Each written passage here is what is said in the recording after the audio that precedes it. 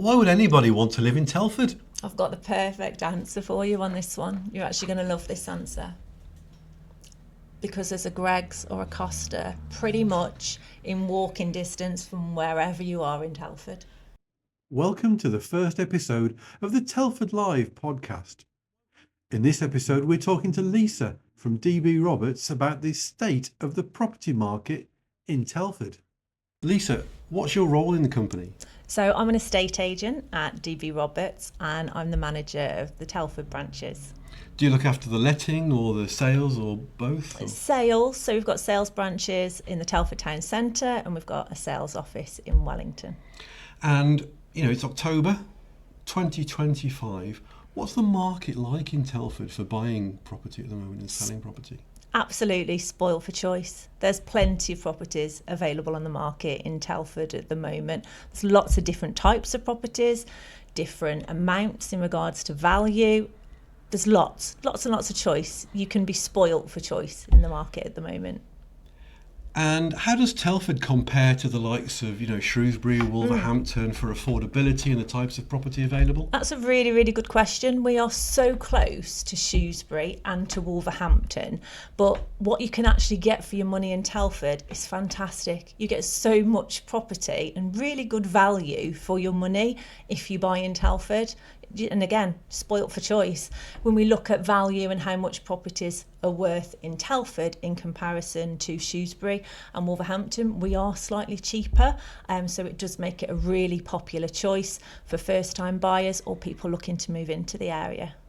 And what's the balance between people who are currently living in Telford and are moving within Telford and people coming from other areas to live here? Yeah, there's a lot of first-time buyers looking just outside of Telford. So from your Wolverhampton, from your Shrewsbury, a lot of them still have family outside of Telford, but they do move to the area to buy their first property.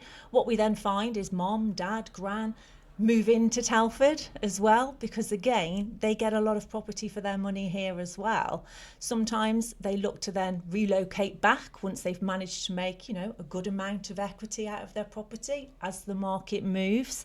But yeah, there's definitely people moving into Telford, taking advantage of what they can get for their money here and then deciding, are family coming to move with them or are they taking their money and looking to move elsewhere?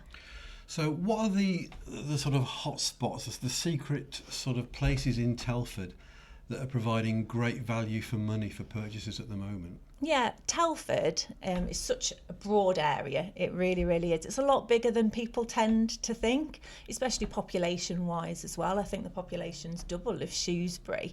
And from one end of Telford to the other end of Telford, takes 15 minutes in the car, if that, unless you live out on the sticks.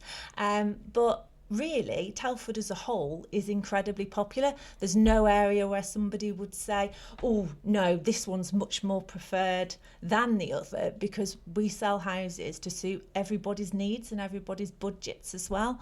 And everybody's got their own ideal. What type of property are you looking for?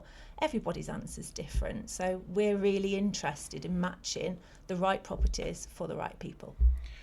Is there a sort of demand from young people to move straight into that 3-bed semi that's on the really nice part of town, rather than build up and go for the lower price and work their way up? It boils down to the question of expectation versus reality.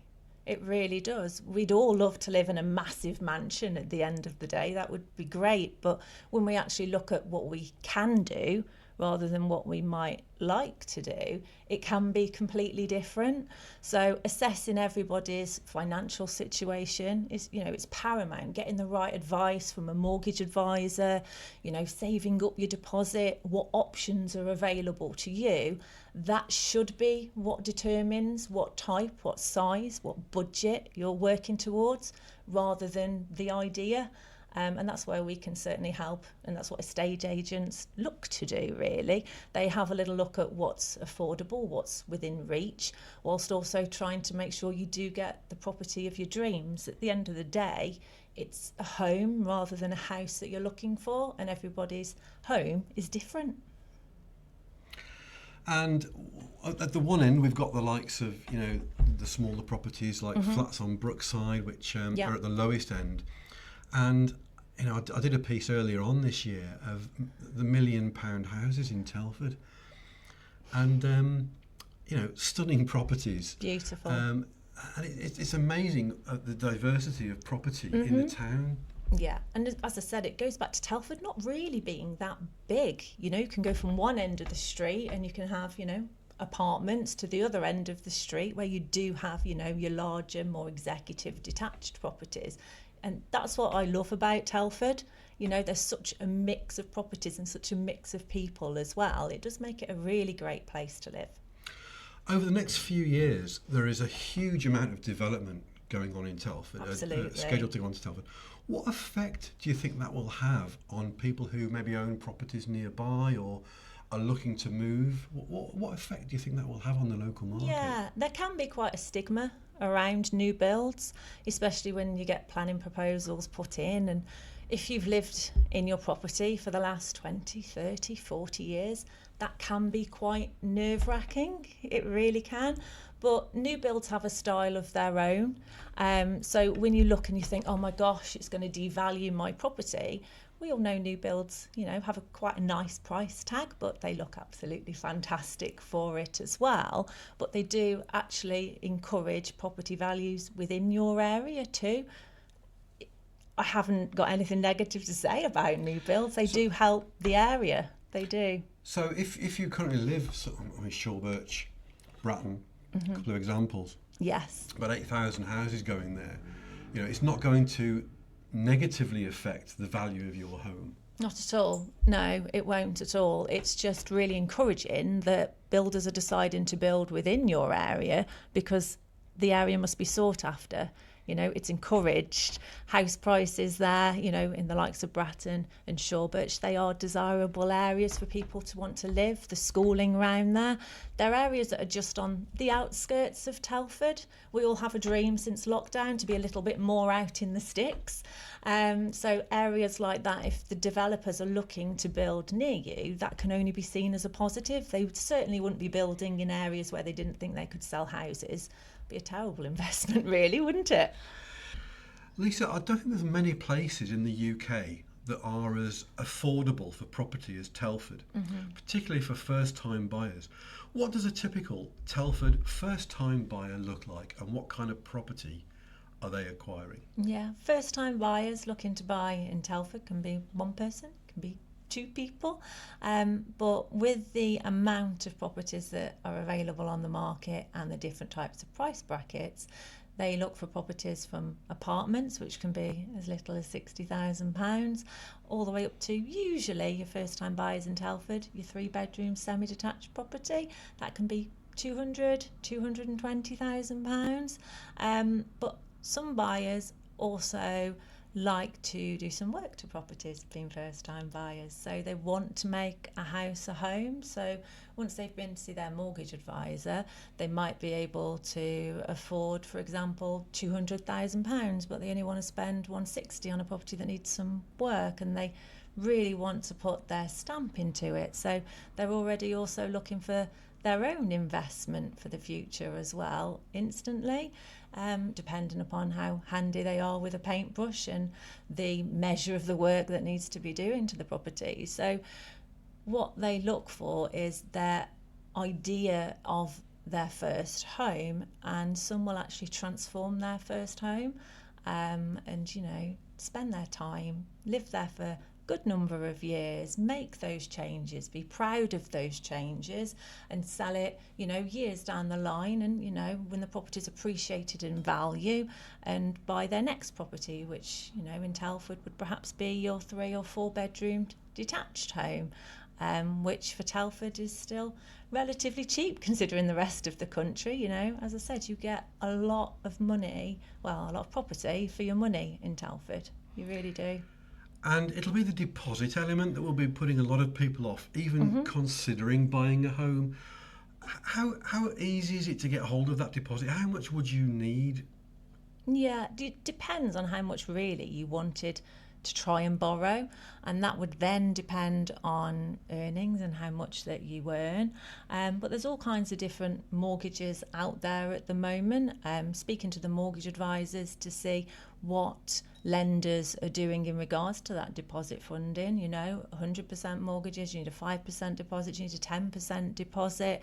It all really depends on how much you want to borrow, and then the house price really as well. Not everybody wants to spend as much as they can borrow. So if you were speaking with your mortgage advisor and thought, okay, that's brilliant, I can lend X amount, but I'm going to need this pretty hefty deposit, do you need to lend X amount? Because in Telford, property is relatively cheap. You get a lot for your money. Can you bring that budget down? If you can bring that deposit funding down. It puts property in reach and definitely gets your foot on the property ladder.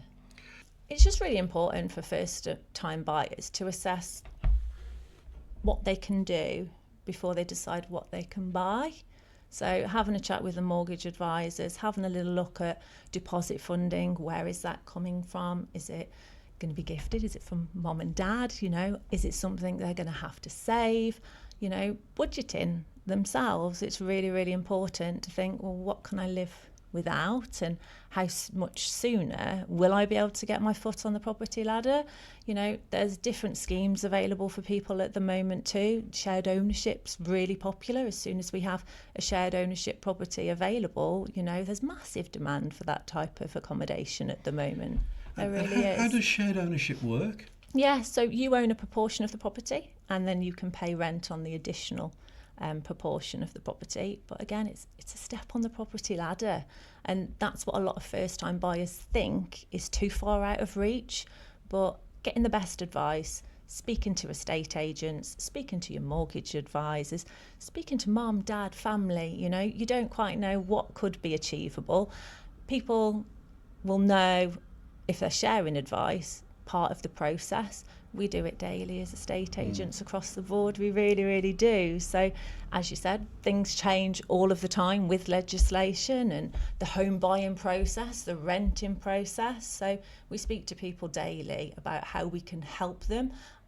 It can be quite daunting. It can be quite a stressful procedure. It really can, but it's enjoyable, it's rewarding, and when you get the keys, the excitement on the first-time buyer's faces, or anybody that's just bought or sold a property, it's incredibly rewarding. It is.